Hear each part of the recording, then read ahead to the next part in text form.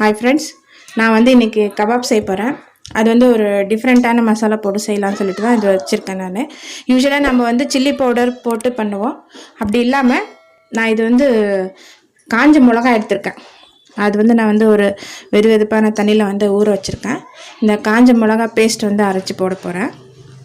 நான் வந்து இப்போ ஒரு ஜாரில் வந்து காஞ்ச மிளகா பேஸ்ட் அரைக்கிறதுக்காக காஞ்ச மிளகா போட்டுக்கிறேன்.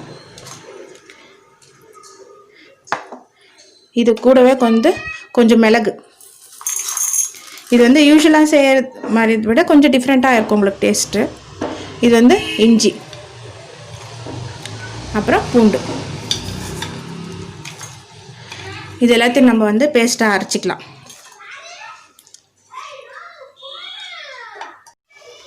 இப்போ நான் வந்து இங்கே வந்து சிக்கன் வந்து வாஷ் பண்ணி வச்சுருக்கேன். இது கூட வந்து நான் வந்து கொஞ்சம் மசாலாலாம் போட்டு நம்ம மிக்ஸ் பண்ண போகிறோம். இது கூட வந்து லைட்டாக மஞ்சள் பொடி, இது வந்து கார்ன்ஃப்ளோர்.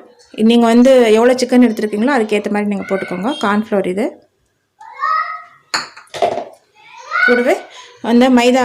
நீங்கள் நான் வந்து கார்ன்ஃப்ளோர் அதிகமாக எடுத்திருக்கேன், மைதா வந்து கம்மியாக எடுத்திருக்கேன். கார்ன்ஃப்ளோர் வந்து கிறிஸ்பினஸ் அதிகமாக கொடுக்கும். அதனால் நீங்கள் கார்ன்ஃப்ளோர் அதிகமாக எடுத்துக்கோங்க, மைதா கம்மியாக எடுத்துக்கோங்க. கூடவே வந்து தேவையான அளவுக்கு சால்ட்டு. இந்த சிக்கனுக்கு எவ்வளோ சால்ட் தேவை அவ்வளோ சால்ட் போட்டுக்கோங்க.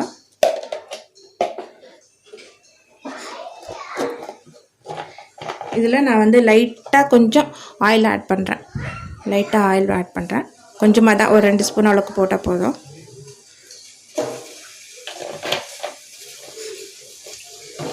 இப்போ நம்ம வந்து உப்பு சால்ட்டு இதெல்லாம் போட்டிருக்கோம். இப்போ நான் வந்து இந்த ஜாரில் அரைச்சி வச்சுருக்கிற மிளகா பேஸ்ட்டு, மிளகா, இஞ்சி, பூண்டு இதோட பேஸ்ட் வந்து நான் இதில் போட்டு மிக்ஸ் பண்ண போகிறேன். இது நான் வந்து ஃபைன் பேஸ்ட்டாக அரைச்சிருக்கேன் பாருங்கள். இது வந்து காரம் வந்து நல்ல ஒரு ஹெவியாக இருக்கும். காரம் உங்களுக்கு நல்ல ஸ்பைஸியாக இருக்கும். யாராவது ஸ்பைஸியாக வேணுன்றவங்க இது மாதிரி செஞ்சுக்கலாம். இது வந்து ஆனால் காஞ்ச மிளகா வந்து நல்ல காரம் இருக்கணும். அப்போ வந்து உங்களுக்கு நல்ல ஸ்பைஸியாக இருக்கும். இப்போ நம்ம அது வந்து நல்லா இது வந்து கலந்து விட்டுடலாம். இது வந்து நம்ம வந்து நல்லா கலந்து விட்டுடலாம்.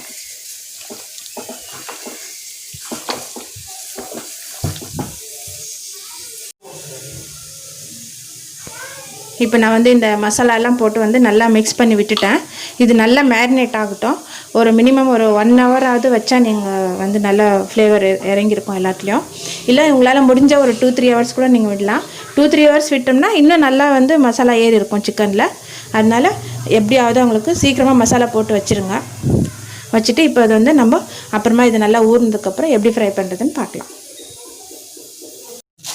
இப்போ நான் வந்து கபாப் மசாலாலாம் போட்டு நல்லா ஊறிச்சது. இப்போ அது வந்து இப்போ நான் வந்து எண்ணெயில் போடுறதுக்காக எண்ணெய் வச்சுருக்கேன். எண்ணெயை வந்து காஞ்சிடுச்சு. இப்போ நம்ம வந்து கபாப் போட்டுடலாம் எண்ணெயில்.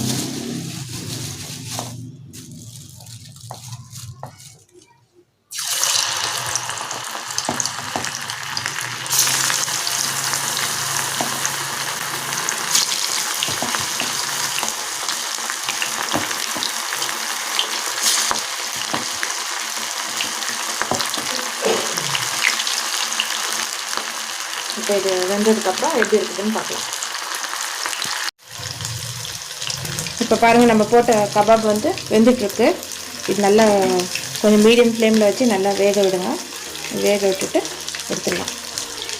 இது கூட நீங்கள் ஃபஸ்ட்டு ஒரு 2-3 பீஸ் போட்டு பார்த்துட்டு உங்களுக்கு காரம் உப்பு எதுனா தேவைப்பட்டுன்னா இன்னும் கொஞ்சம் ஆட் பண்ணிக்கலாம்.